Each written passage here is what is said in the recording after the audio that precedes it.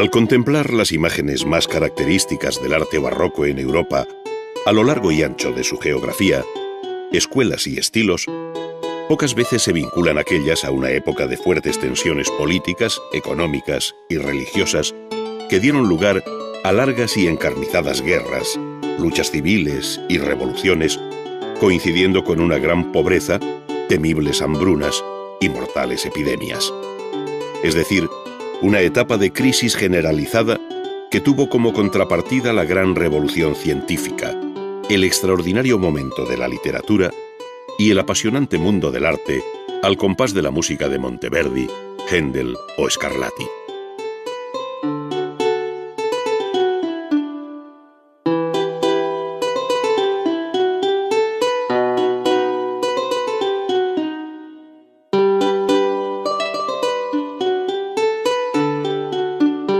En el plano religioso que todo lo invadía, Europa vivió las consecuencias de la Reforma protestante y de la Contrarreforma católica,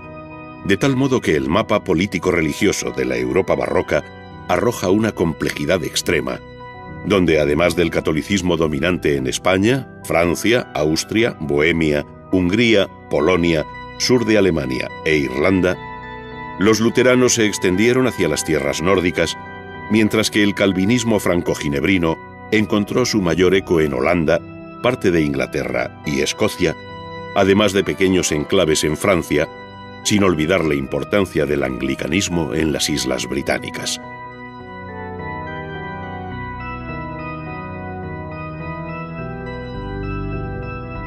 Europa fue entonces también testigo de una serie de cambios radicales en el panorama internacional y de unas guerras de alcance desconocido hasta entonces. Es el caso de la llamada de los 30 años, que afectó a un alto número de países, tantos que se habla de este conflicto bélico como de la Primera Guerra Mundial de la Edad Moderna. Ella supuso el final de la hegemonía de España en Europa y la desintegración del Imperio Romano-Germánico en beneficio de Francia y Suecia. La Paz de Westfalia vino a continuación a fijar un nuevo orden internacional, en el que desaparecieron las figuras del Papa y del Emperador como árbitros supranacionales, buscando en las relaciones internacionales un equilibrio de poder entre todos los estados, si bien Francia ejerció de hecho como primera potencia, dirigiendo la política del continente.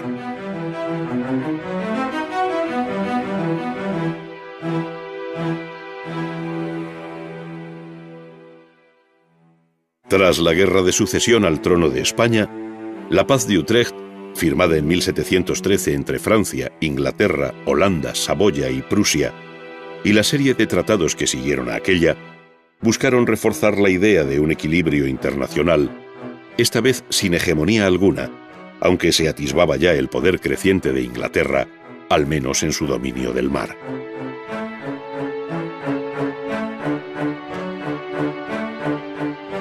La Europa barroca fue también la Europa de las grandes capitales, que además de albergar la corte y acometer obras de porte monumental, contaron con un fuerte ejército y una compleja administración, esto es, los dos apoyos más firmes de las monarquías absolutas, entre las que destacó por encima de todas la de Francia con Luis XIV, quien paradójicamente abandonó París por Versalles, donde hizo del absolutismo una obra de arte.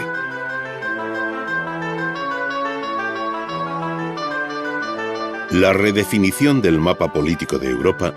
hizo más patentes si cabe las diferencias estilísticas entre sus distintos focos artísticos, donde además del papel jugado por Italia, desde Nápoles a Venecia, pasando por Roma, otras regiones como los Países Bajos, de los que en 1648 se independizaron las Provincias Unidas de Holanda, contó con importantes talleres artísticos en ciudades como Amberes, Haarlem, Delft o Ámsterdam.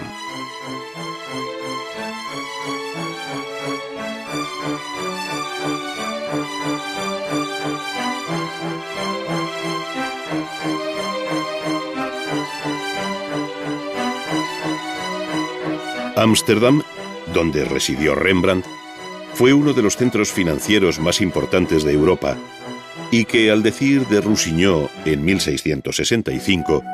es hoy en día la ciudad más comercial, la más frecuentada por los mercaderes del resto del mundo. Es hoy la tienda de Europa,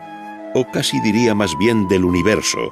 a la que van a hacer negocios todo tipo de naciones. Este bienestar procedía en gran parte de su comercio ultramarino con las Indias Orientales, proporcionando excelentes beneficios y favoreciendo todo un coleccionismo burgués que se recoge con un gusto exquisito en la pintura de Vermeer.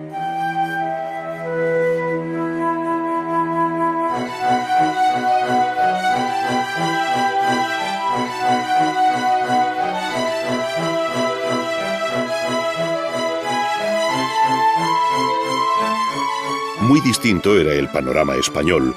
con excelentes maestros en los antiguos talleres de Sevilla y Valencia, a los que en el siglo XVII se suma el de Madrid, nutrido de maestros llegados de Sevilla como Velázquez, Zurbarán o Alonso Cano.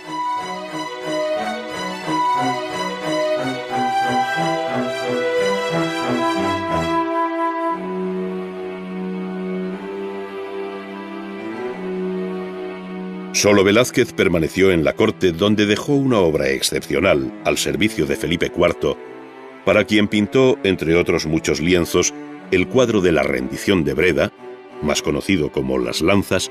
con destino al Salón de Reinos del Buen Retiro, donde con otros maestros se ilustraba en parte aquella Europa en guerra comentada anteriormente.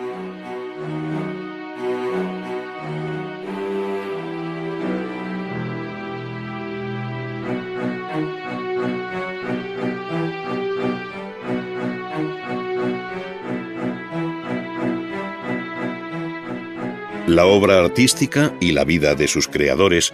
suele verse como una historia con vida propia y alejada de cuanto sucede a su alrededor. Sin embargo, está profundamente encarnada en la sociedad en que vivió, resultando muy ilustrativo revisar de quiénes fueron contemporáneos algunos maestros del barroco. Así, Guido Reni lo fue de Kepler, Rubens de Tirso de Molina, Bernini de Velázquez, François Mansart y de la extraordinaria generación de la última década del siglo XVII.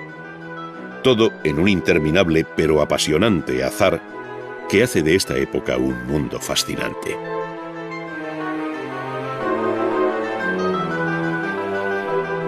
Si por otra parte se hace una lectura cruzada de hechos coetáneos, resulta, por ejemplo, que Pietro da Cortona, nacido el mismo año que Descartes, estaba pintando el techo del Palacio Barberini cuando se produjo en 1633 la condena de Galileo,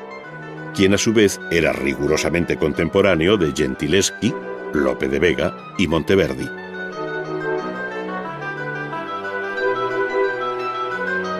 Cuando Milton publicó El Paraíso Perdido en 1671, Murillo pintaba en el Hospital de la Caridad de Sevilla.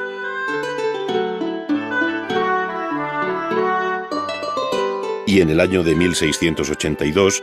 cuando Newton, miembro de la Royal Society, editó sus Principia Mathematica, el presidente de aquella institución científica de Londres no era otro que Christopher Wren, el autor de la Iglesia de San Pablo. Era el mismo año en que moría Claudio Lorena, cuyas luces crepusculares iluminan la fascinación del arte barroco.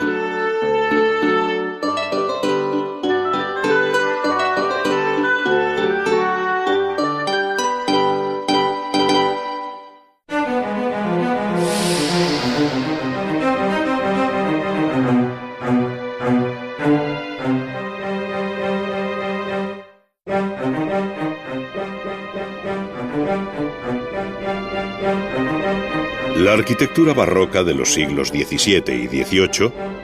tuvo en Europa un desigual reparto e imagen, pues según sus vicisitudes históricas, tradiciones locales e influencias recibidas, cada país ofrece toda una serie de variantes sobre la base común de una riqueza formal creciente. La arquitectura barroca tendió a ser en sí misma espectacular, teatral en sus efectos, llamativa en sus formas y poderosa en su expresión. Las composiciones más atrevidas y libres del manierismo fueron su punto de partida, sí, pero sin desconocer que hubo también un barroco equilibrado de honda tradición renacentista. Así,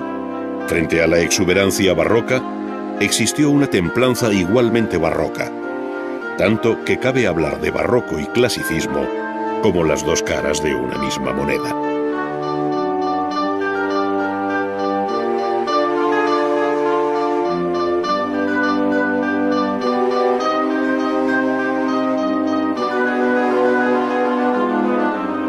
En 1666, un pavoroso incendio destruyó buena parte de la ciudad de Londres, desapareciendo sus edificios más representativos, entre los que se encontraba la gran catedral gótica de San Pablo. Para su reconstrucción se llamó a Christopher Wren, a quien se encargó también el replanteamiento de la ciudad, donde la nueva catedral ocuparía un lugar privilegiado sobre el solar de la iglesia medieval desaparecida. El actual templo de San Pablo fue el resultado de un largo proceso en el que se barajaron gran número de ideas a través de planos y maquetas, destacando la conocida como el Gran Modelo, que se custodia en la propia catedral y cuya ejecución se terminó en 1673. Sin embargo, no sería este espectacular modelo ni otras propuestas ulteriores las que se llevarían a efecto, sino un último proyecto que data de 1675, en el que la planta de la catedral, siendo una obra del siglo XVII, venía a repetir la disposición de la incendiada catedral gótica. Cambiaba el estilo, sí, pero su disposición con el coro en la profunda cabecera era de clara estirpe medieval. En su amplia cripta encontraron reposo los restos del propio Wren, a quien seguirían entre otros artistas británicos, pintores como Reynolds, Turner o Blake. San Pablo de Londres, que sin duda se miró en San Pedro de Roma, es un ejemplo del rostro clásico de la arquitectura barroca, inspirada en modelos del Renacimiento, siendo su cúpula, solo externamente, un recuerdo de algunos proyectos de Bramante. La catedral estaba prácticamente terminada en 1698, a excepción de la fachada, con sus torres de recuerdos borrominescos, y el frontón con el gran relieve de la conversión de San Pablo, todo ello ejecutado en torno a 1705. Faltaba igualmente terminar la gran cúpula, la obra maestra de Wren, que finalizó su hijo en 1707. La aparente sencillez de su aspecto exterior encierra una compleja estructura barroca de bóvedas que permitiría crear interesantes juegos de luz y perspectiva, haciendo coincidir la forma arquitectónica con sus exigencias mecánicas. Su sabia construcción constituye uno de los hitos más notables de toda la historia de la arquitectura. La cúpula de San Pablo de Londres tenía su antecedente en lo visto por Wren en la iglesia de los Inválidos de París, obra de Gilles Arduin-Mansart, donde el verticalismo de su ordenado volumen culmina con una cúpula de análoga complejidad interna, lo que explica el aparente doble tambor que deja ver exteriormente. La presencia de estas cúpulas sobrealzadas de tradición renacentista es una constante en un grupo de iglesias como la Val-de-Grâce y la Sorbona en París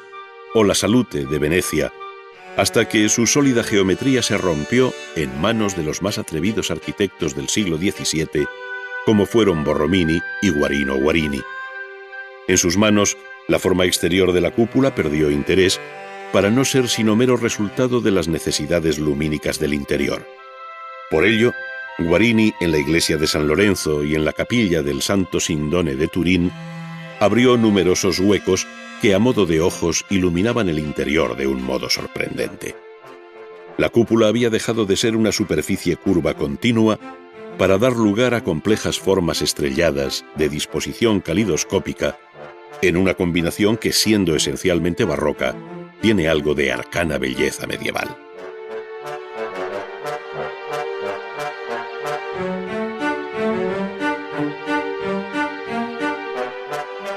Siendo muy difícil traspasar aquellos límites formales y constructivos,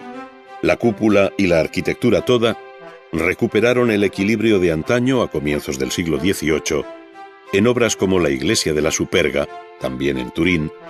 proyectada por el abate Filippo Juvarra por encargo de Víctor Amadeo II de Saboya. Este reencuentro con el clasicismo que encabeza Juvarra y que sin dejar de pertenecer al mundo barroco resucita soluciones clásicas como los pórticos, columnas y frontones, se comprueba igualmente en la iglesia votiva de San Carlos Borromeo de Viena. Esta obra fue encargada al arquitecto Fischer von Erlach por el emperador Carlos VI en acción de gracias por haberse librado la ciudad de la peste de 1713. La cita erudita y clásica de las columnas, al modo de las de Trajano y Marco Aurelio en Roma, convive con una iglesia de planta oval, donde la contención decorativa incluye formas de clara tradición barroca, aunque muy lejos del recargado mundo formal de otras escuelas y maestros en estos epígonos del barroco en Europa.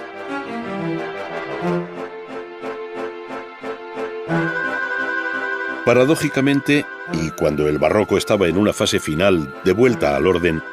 otras áreas, como España, impulsaron su verdadera arquitectura barroca en pleno siglo XVIII.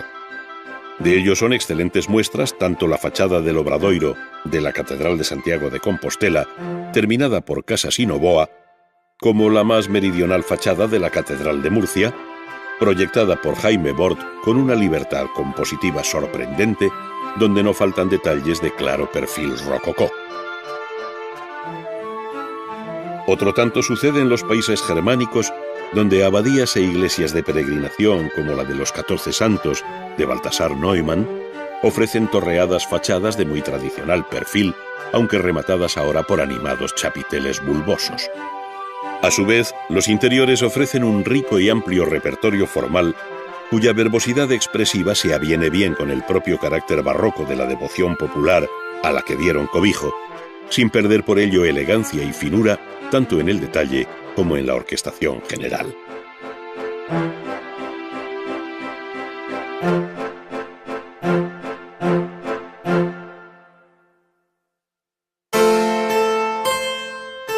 El espacio interior se ordena de modo original en favor del efecto general, donde se desdibujan los límites de las artes, invadiendo la pintura el campo de la arquitectura y aflorando entre ambas esculturas, púlpitos y elementos en relieve, en una suma bellamente integrada a la que se añaden la vistosidad de los materiales, el color y la luz, hasta alcanzar un clímax de delicada religiosidad único en la Europa católica. Muchas de estas iglesias se concibieron con efectistas transparentes a contraluz que tienen su origen en el que Bernini hizo en San Pedro de Roma, sobre la silla del apóstol, más allá del célebre baldaquino en bronce con columnas salomónicas. Este nuevo orden salomónico, de columnas torsas, que se decía inspirado en el del Templo de Salomón en Jerusalén, encontró su más amplio eco en los retablos españoles, como el de San Esteban de Salamanca,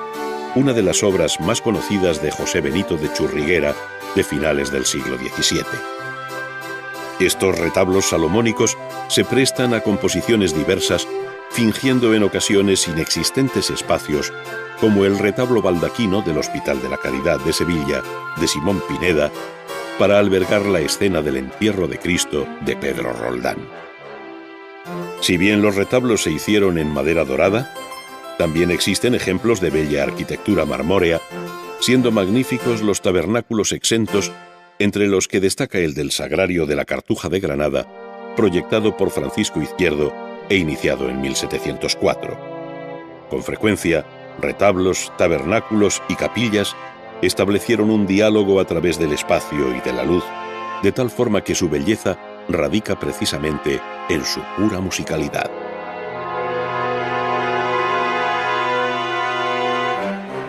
La puesta en valor de la arquitectura en su propio medio, dando lugar a una verdadera escenografía urbana, fue uno de los rasgos más sobresalientes del mundo barroco.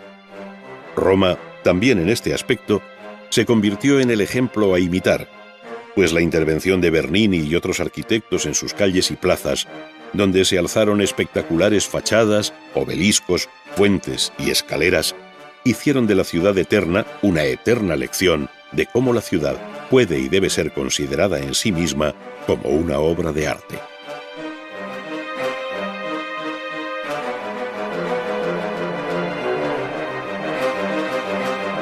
En la memoria de la historia quedarán para siempre obras como la gran escalinata que desciende desde la iglesia de la Trinità dei Monti hasta la Plaza de España.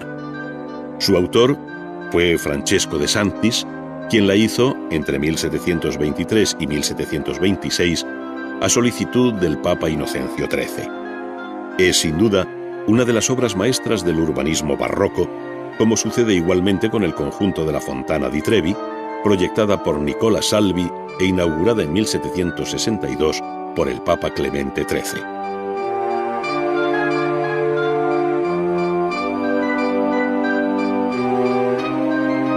Entre los temas arquitectónicos que encontraron amplio desarrollo durante los siglos XVII y XVIII, no faltó el de la villa o palacio suburbano, que, enlazando con la tradición renacentista, siguió produciendo obras maestras. Los châteaux franceses forman un grupo de gran personalidad al rodearse de disciplinados jardines, puentes y estanques, como los de Maisons Laffitte y sobre todo Vaux-le-Vicomte, donde se hizo un ensayo general de lo que sería poco más tarde el conjunto de Versalles. Mayor importancia alcanzaron los grandes palacios reales, desde el Louvre de París con la columnata de Perrault, al de Hampton Court, cerca de Londres, donde también intervino Wren, sin olvidar el de Schönbrunn en Viena, el Palacio Madama de Turín con la fachada de Yubarra, o el Palacio Real de Madrid, que nunca llegó a tener los jardines y fuentes que rodean el Palacio de la Granja en Segovia. Este es una curiosa mezcla de estilos y carácter, pues siendo italiano en su arquitectura, ya que fue el propio Filippo Yubarra quien diseñó la noble fachada sobre los jardines, resulta francés por el gusto de estos, así como por las fuentes y juegos de agua, pues no en vano fueron encargados por Felipe V, el hijo del Delfín de Francia y nieto de Luis XIV. Pero ninguno de todos estos conjuntos de palacios, jardines y ciudades residenciales pudo competir con la obra más representativa de la Europa barroca, Versalles.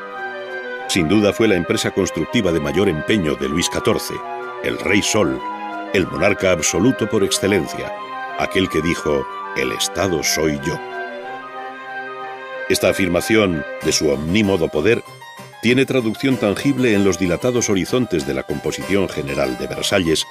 donde la Cámara del Rey se convierte en centro y eje del planeamiento de la ciudad, palacio y jardines. Allí, y sobre el núcleo inicial que hizo levantar su padre Luis XIII en torno al actual patio de mármol, fue creciendo un palacio de largas alas, obra de Le Vau y Gilles Arduin-Mansart, sin olvidar la responsabilidad del pintor Lebrun. Los espectaculares jardines y bosques se ordenaron geométricamente de mano de Lenotre con fórmulas estrelladas netamente barrocas, cuya irradiación se convertía en signos visibles de aquel Rey Sol, no faltando el agua en forma de caudaloso canal o domeñada en estanques y fuentes. Completaban el ambicioso proyecto las numerosas estatuas que pueblan aquellos jardines bajos, cada uno con su nombre y significado propios,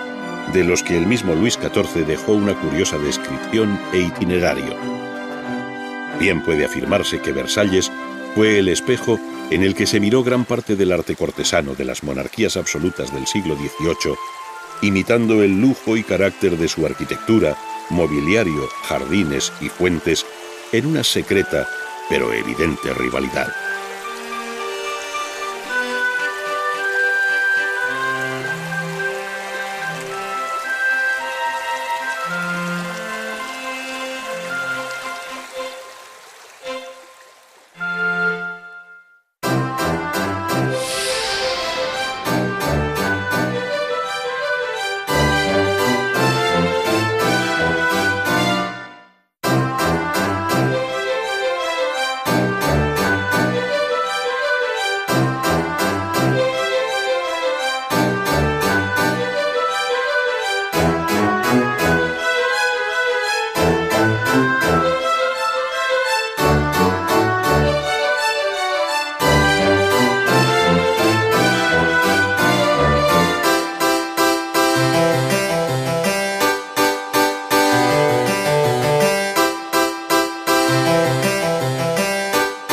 Cuando los seguidores de Miguel Ángel cerraron el siglo XVI con movidas fórmulas manieristas, abrieron a su vez la puerta a la escultura barroca, que tuvo en Bernini su eje vertebrador.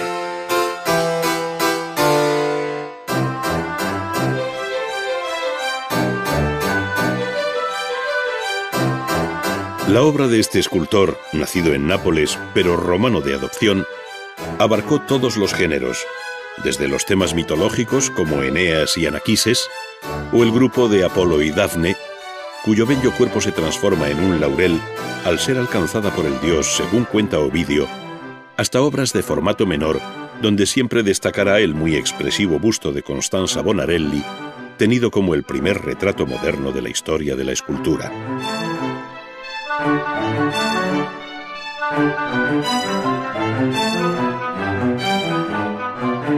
Sin embargo, la mayor parte de la escultura de Bernini tendrá un alcance religioso que en su concepción monumental y retórica se identificaba con el espíritu romano de la Contrarreforma.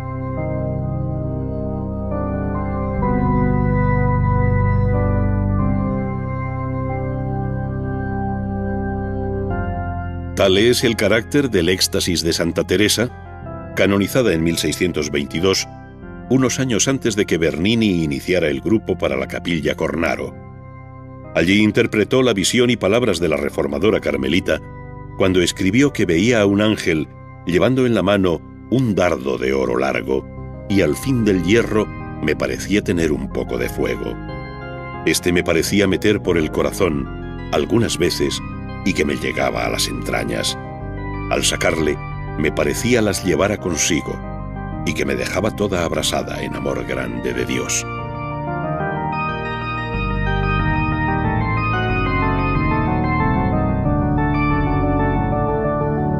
Estas composiciones de gran efectismo teatral y ambición arquitectónica tienen en la Cátedra de San Pedro en el Vaticano un ejemplo perfecto donde la luz juega además un papel primordial. Sus esculturas se ejecutaron esta vez en bronce,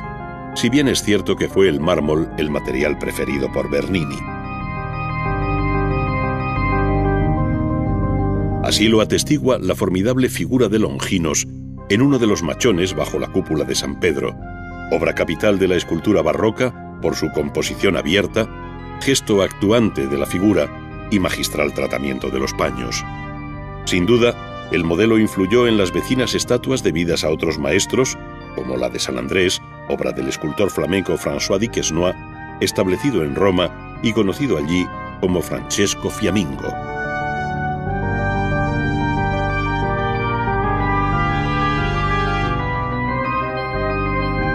La protección papal de Bernini tuvo su confirmación final en los sepulcros que le encargaron Urbano VIII y Alejandro VII para la iglesia de San Pedro, ambos ocupando una exedra marmórea donde el pontífice culmina una composición piramidal.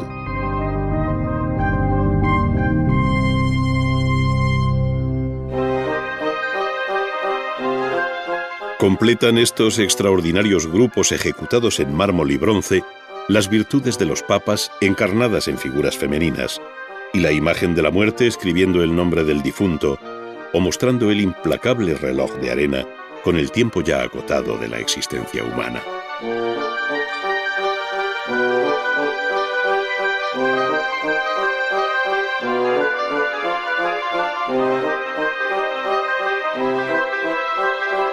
Las formas amplias y abiertas, los profundos plegados en los que se recoge la sombra y el movimiento de las figuras,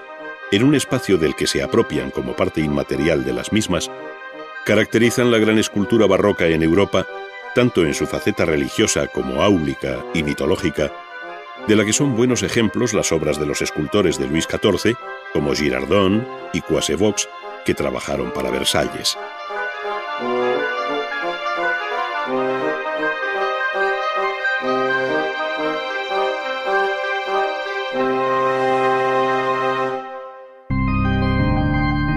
En este sentido, resulta muy distinta la escultura española de los siglos XVII y XVIII, prácticamente ceñida a bellas imágenes de devoción, talladas en madera y luego policromadas con un refinamiento exquisito. A su vez, lejos del movimiento que agita el arte barroco europeo, estas esculturas muestran, en manos de Montañés o Alonso Cano, un equilibrado recogimiento de gran sobriedad y sencillez, como concebidas para una religiosidad más íntima y cercana.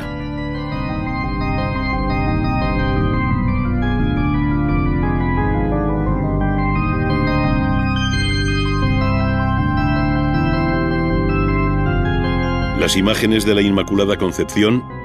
pero sobre todo las referentes a la pasión y muerte de Cristo, fueron encargos habituales de conventos, particulares, gremios y cofradías que no dudaron en sacarlas de sus capillas habituales para pasearlas por la ciudad durante la Semana Santa.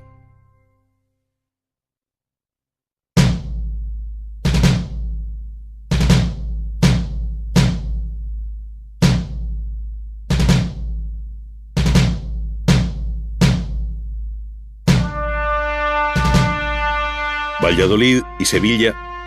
ciudades que contaron con excelentes talleres de escultores, entre los que siempre se recuerdan los de Gregorio Fernández y Martínez Montañés, dieron un salto cualitativo al hacer partícipe a la escultura de la devoción popular manifestada en la calle.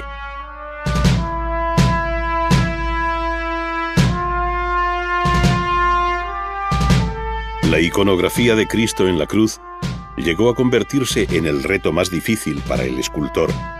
que requería no solo el talento y la pericia del artista, sino la sensibilidad precisa para salir airoso de tal trance, como lo hizo de un modo magistral Juan de Mesa. Ante su obra, cabe recordar aquel soneto de Lope que dice: «Pastor, que con tus silbos amorosos me despertaste del profundo sueño. Tú que hiciste callado de ese leño en que tiendes los brazos poderosos.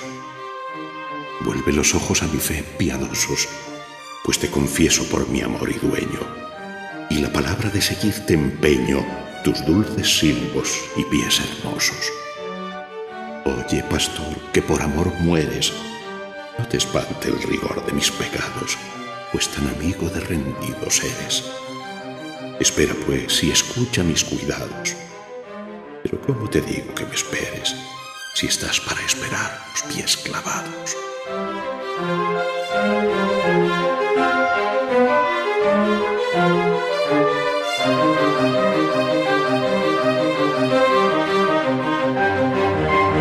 Escultores como Pereira, Mena o Mora ampliaron la rica iconografía del barroco español a un mundo de monjes ascetas, místicos y santos, en una línea contenida, sí, pero cuyo realismo expresivo llegó a ser sobrecogedor bajo las gubias de Villabrille o de Nicolás de Vichy, el autor de un impresionante San Francisco de Borja, meditando sobre la muerte.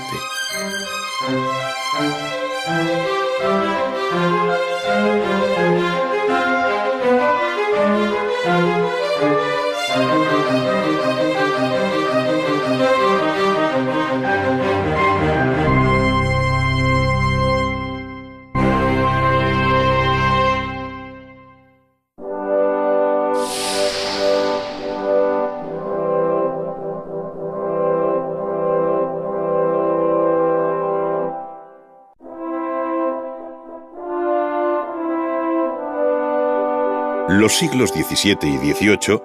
representaron para la pintura una nueva edad de oro que en nada cede al interés del brillante episodio del Renacimiento, cuyo riquísimo legado sirvió de punto de partida a la pintura barroca.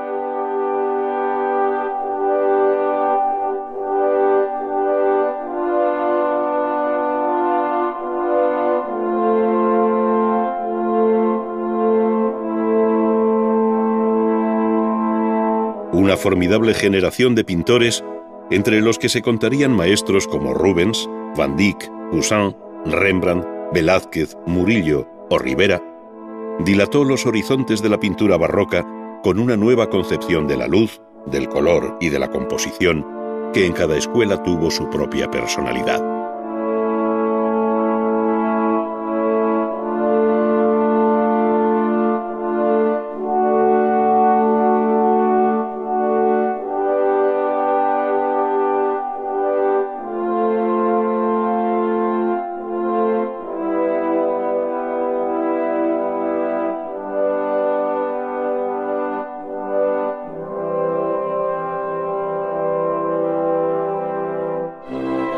En sus comienzos, la pintura barroca se alió de un modo férreo con el tenebrismo,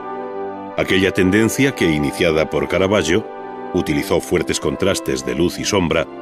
dando un desconocido dramatismo a sus pinturas en combinación con los nuevos puntos de vista elegidos de fuerte efecto teatral.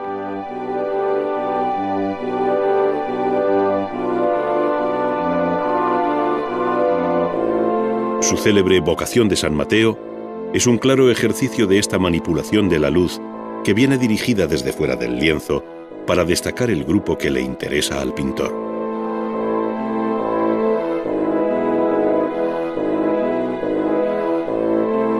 Otros maestros siguieron aquella línea introduciendo en el cuadro la luz misma,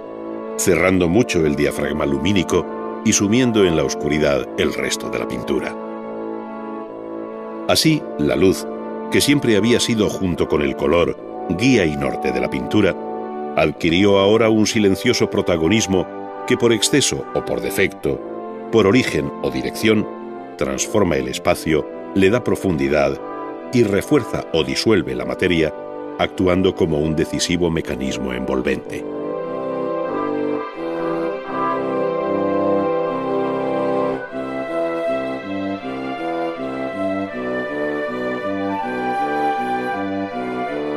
La luz intensa o contrastada hacía resaltar igualmente los objetos, haciendo patente no solo su forma y color, sino su realidad táctil, su materia inerte, su especial brillo,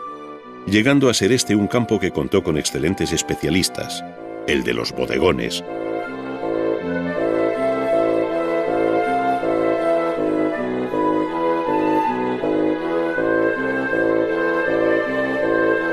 La creciente complejidad de estas naturalezas muertas fue incorporando un número mayor de elementos y figuras de medio cuerpo, cuyo voluptuoso desorden en la pintura flamenca contrasta con la sobriedad formal y compositiva de los bodegones con figuras de la escuela española.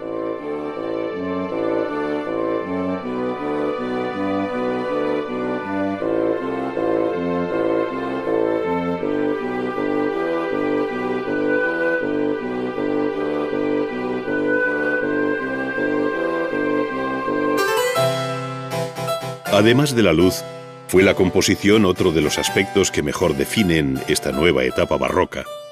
pues según escuelas como la italiana y la flamenca, se buscó por encima de todo el movimiento,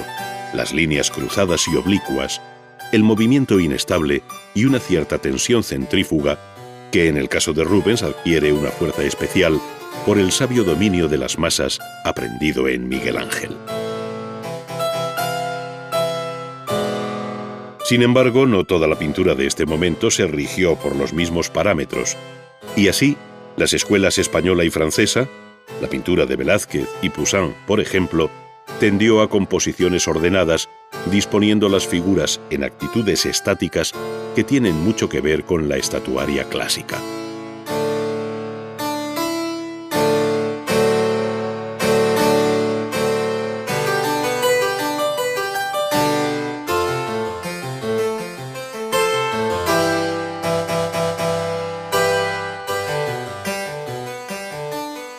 Además de los bodegones, con o sin figuras, y de los asuntos mitológicos, la pintura barroca abordó todos los géneros posibles, entre los que no podía faltar el retrato, tanto el corporativo como la conocida lección de anatomía del Dr. Tulp, pintada por Rembrandt, como el retrato cortesano, en el que siempre destacó la delicada elegancia de Anton van Dyck, autor del retrato de Carlos I de Inglaterra.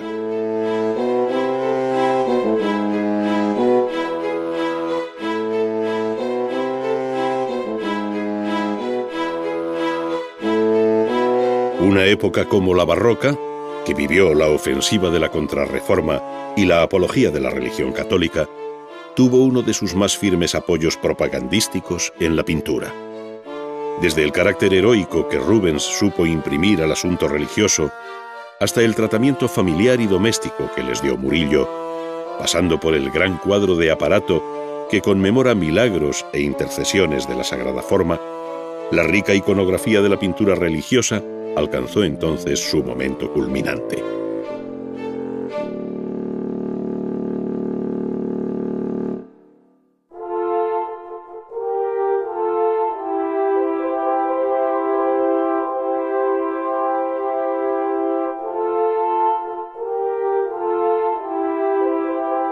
Mitología y religión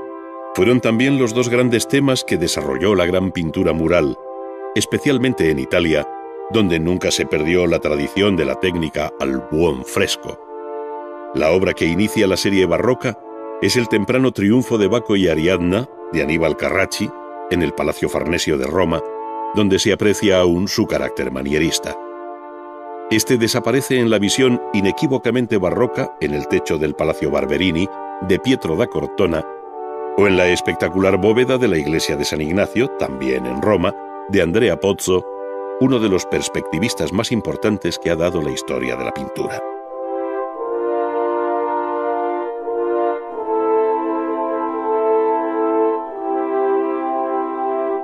Lucas Jordán, al final del siglo XVII, dejó una serie excelente de bóvedas y techos, como el de la escalera principal del monasterio de El Escorial, sirviendo de puente al siglo XVIII, que vería la obra de uno de los fresquistas más notable de todos los tiempos, el veneciano Juan Bautista Tiepolo, que dejó su obra repartida por gran parte de las iglesias y palacios de Europa,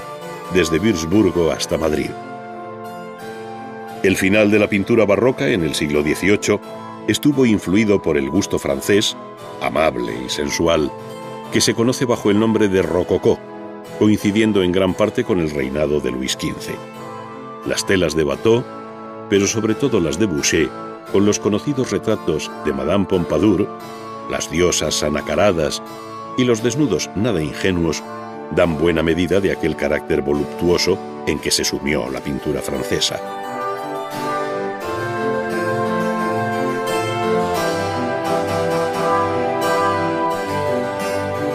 Fragonard, uno de los últimos y mejores intérpretes de aquella pintura galante, donde el amor, la picaresca, el beso robado o la cita a escondidas son el hilo conductor, dejó en el columpio un reflejo de la banalidad de un estamento social que conocería su brusco y tajante final en la Revolución de 1789.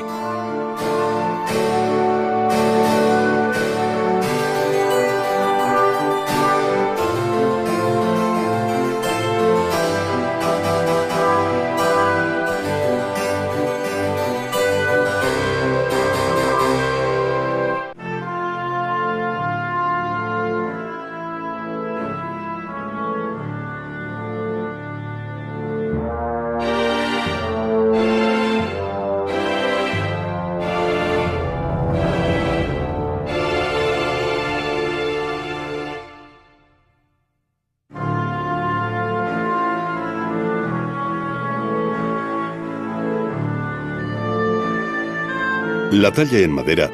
representa un capítulo muy específico dentro de la historia general de la escultura, muy estrechamente vinculado al arte español.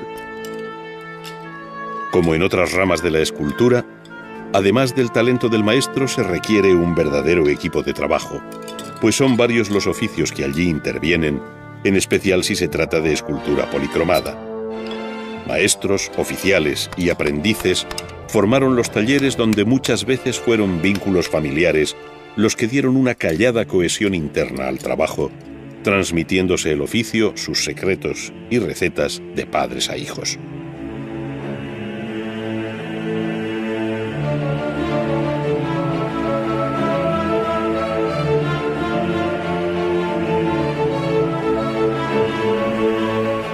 Los talleres de los escultores fueron un verdadero mundo de modelos, estampas, fragmentos, dibujos y herramientas, todo bajo un polvo general que amalgamaba aquella anárquica yuxtaposición de imágenes distribuidas sobre los bancos, muros y anaqueles. Sorprende leer la descripción de obradores como el de Tomás Sierra, escultor activo en Valladolid hacia 1700, cuando sabemos que tenía allí 302 modelos de barro cocido crudo, 92 modelos de yeso y cera, cabezas varias, brazos, manos, más de 3000 estampas, 3 bancos de taller y un potro de madera, 10 hembras y 4 gatos de hierro, garlopas, cepillos, prensas, sierras, tenazas, 100 gubias y formones, limas, martillos, barrenos, escofinas, una escoda, cinceles, 2 compases de latón y 1 de hierro, cartabones, escuadras, codales, reglas y una serie interminable de objetos de la más diversa procedencia y uso que permitieron a su dueño atender a la numerosa clientela que conoció, cuyos encargos fueron de carácter religioso.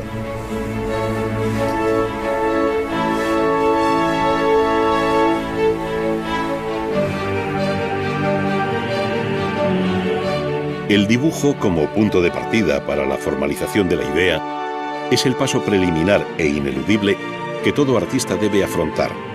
Y así, tras unos primeros tanteos y bocetos, se decide a plasmar la obra imaginada en un dibujo definitivo de gran tamaño.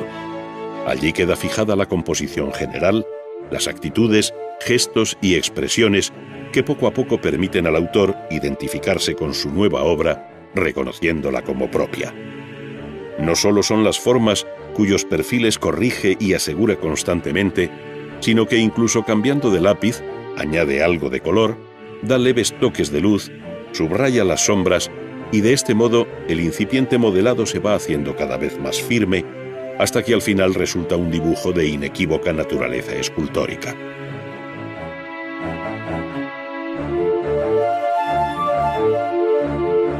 Abandonando el lápiz y el papel, el escultor se acerca ahora al barro para modelar la cabeza, es decir, para pasar de las 2 dimensiones del dibujo visto a las 3 que exige el arte de la escultura. Para ello, sobre un vástago rígido, acumula el barro arcilloso hasta lograr el volumen deseado sobre el que, con gran oficio y rapidez, va agregando fragmentos en el lugar preciso, de tal modo que se corresponda a lo que todavía tiene en su mente. Aquella materia inerte va cobrando gradualmente vida ante la inquieta mirada de su creador, cuyas manos, sin instrumento alguno, intentan traducir directamente lo que le dicta el cerebro en un proceso de liberación de energía muy particular.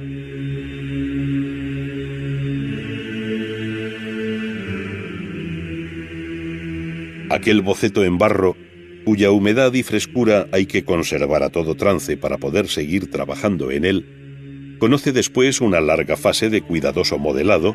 que se va apurando hasta que el escultor considera ya terminada la obra. Los instrumentos que maneja no pueden ser más sencillos y modestos, pues se trata de unos llamados palillos, cuyo perfil sinuoso y con cabezas distintas le permiten apurar el modelado. Con la parte punzante, dentada o roma del palillo, profundiza en el barro, elimina pequeños fragmentos, acaricia las superficies, abre surcos en el cabello y barbas, sin renunciar en un momento determinado a rápidas correcciones con los propios dedos, para volver de nuevo al más sutil toque de los palillos. De aquí saldrá el modelo definitivo para pasarlo a la madera. Al igual que la cabeza, también los brazos, las manos y otras partes del cuerpo se trabajan por separado, siguiendo análogo proceso hasta su ensamble final en la figura completa.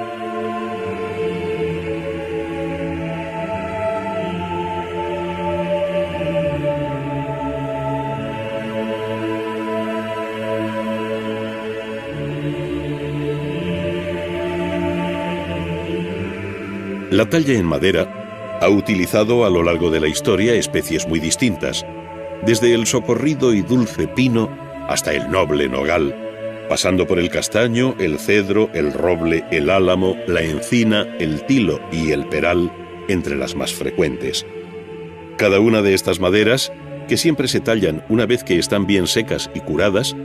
antiguamente se decía que debían pasar 2 años después de cortada,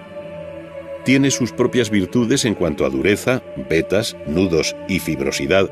siendo más fáciles de trabajar unas que otras. Para ese cometido el escultor emplea fundamentalmente la gubia, un sencillo instrumento que apenas se ha cambiado a lo largo de la historia, con una boca afilada de huella angulosa o curva, más o menos abierta y más o menos grande, según convenga en cada caso, sin omitir las escofinas y otras muchas herramientas sin nombre elaboradas en el propio taller. Con ella se ha trabajado siempre la madera, no habiéndose producido cambios técnicos sustanciales en la labor del tallista, que dejaba la escultura en blanco para luego proceder a su policromía. Con carácter general, cabe afirmar que la talla en madera ha estado esencialmente ligada a los temas religiosos desde la Edad Media y que conoció su etapa culminante bajo el barroco español, donde fueron célebres sus talleres castellanos y andaluces, de los que salió una asombrosa imaginería.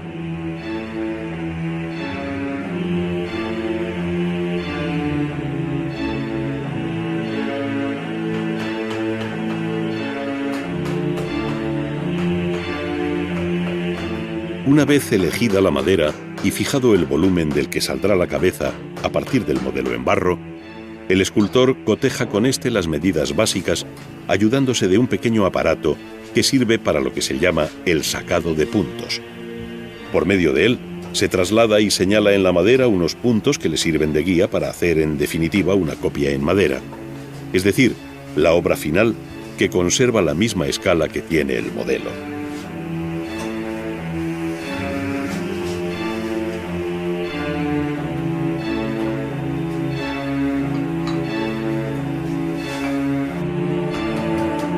Con una gubia de boca curva, llamada de media caña por su perfil, y ayudándose de una maza, comienza a restar material al taco de madera, procediendo por igual en todos sus frentes hasta que comienzan a emerger las formas singulares de su relieve.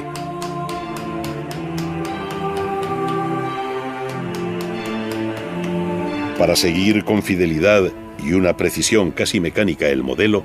ya vaciado en yeso, se acude a él repetidamente para tomar y señalar nuevas referencias puntuales, de modo que conserve cada elemento en la réplica de madera no solo la misma situación, sino que tenga análogo relieve, pues con la toma de puntos lo que se mide es la profundidad a la que se debe llegar con las gubias.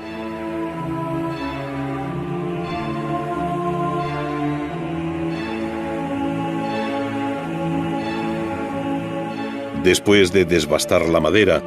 y para todo lo que representa la labor más delicada de la talla, las herramientas se van haciendo cada vez más finas e incisivas,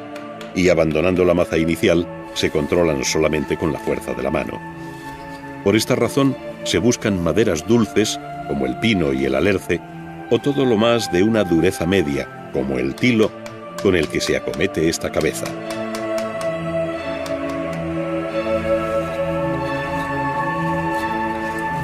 Puede observarse cómo, según avanza el trabajo, el escultor se sumerge en la etapa más comprometida y personal, pues abandonando el sacado de puntos, se enfrenta a los pasajes más difíciles de su obra, donde un error resultaría irreversible. Son los detalles del ojo con el lagrimal, es la expresión de la boca entreabierta que profundiza con una gubia curva y un cañón de codillo para asegurar una zona de cerrada sombra, es decir, toda una serie de recursos plásticos que serán decisivos en la expresión última de la cabeza. Gradualmente, la familia de las gubias es sustituida por la de las escofinas, algunas de ellas de un tamaño verdaderamente minúsculo, con las que se hace el acabado final, dando tersura y continuidad a las superficies, eliminando precisamente la huella hiriente de la gubia y creando en definitiva el tejido epidérmico sobre la supuesta masa muscular.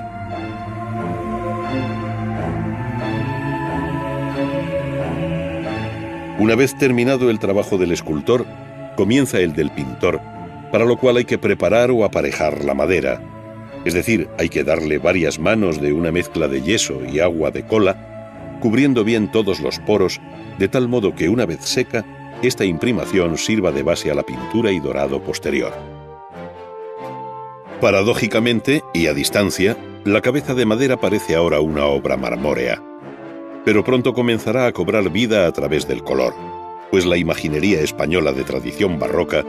tuvo un anhelo realista que recogen los propios contratos de obra como una exigencia más, al decir que sean fechas todas las cosas conforme al natural, como si estuvieran vivas.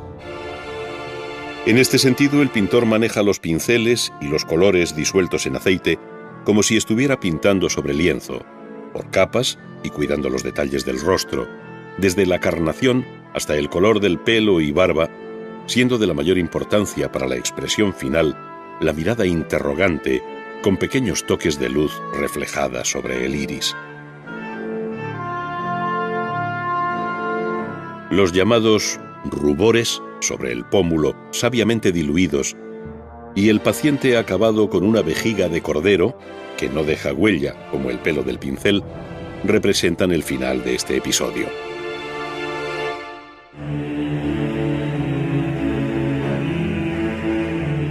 Tan solo resta mostrar algo que se identifica de un modo muy significativo con la historia de la escultura española, la técnica del estofado, esto es, la utilización de panes de oro que enriquecen de un modo muy original la escultura, bien por transparencia, bien porque luego se le hace aflorar. Los costosos panes de oro, cuyos quilates también se suelen especificar en los contratos, se van adhiriendo cuidadosamente a determinadas partes de la escultura, normalmente a las ropas. Luego se bruñen con piedra de ágata para darles no solo brillo, sino consistencia, afirmándolos sobre su base. Por último, como operación final, se estofa, es decir, se pinta al temple de huevo sobre el oro y una vez seca esta capa de pintura, se araña con un punzón de madera de boj con el que se deja visible el oro dibujando los motivos deseados.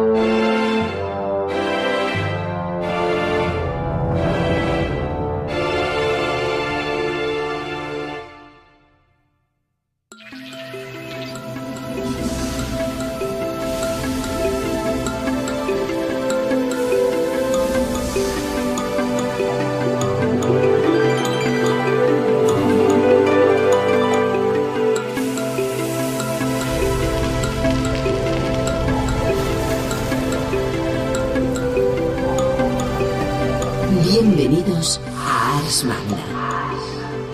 un viaje por la historia del arte en 10 capítulos.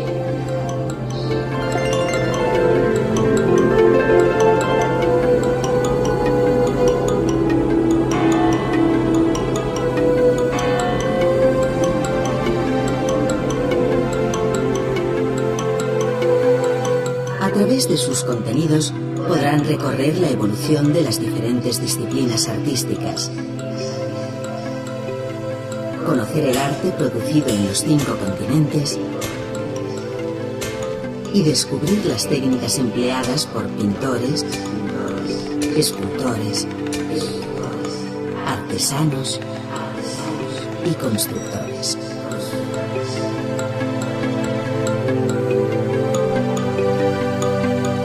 Disponen de 2 opciones de navegación: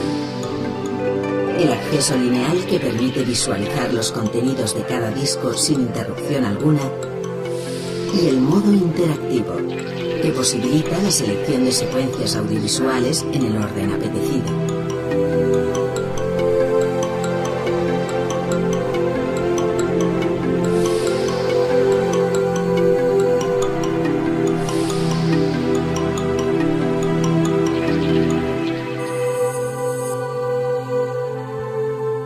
Su mando a distancia les permitirá recorrer y seleccionar las opciones dispuestas en los distintos menús.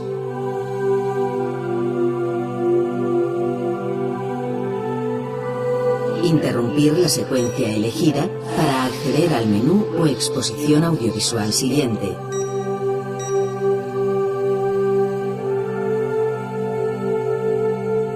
Cambiar el idioma de consulta sin interrumpir la seqüència en curso. Change the language sense interrompre la seqüència en curs. Y manejar su lector DVD como cualquier aparato de vídeo doméstico.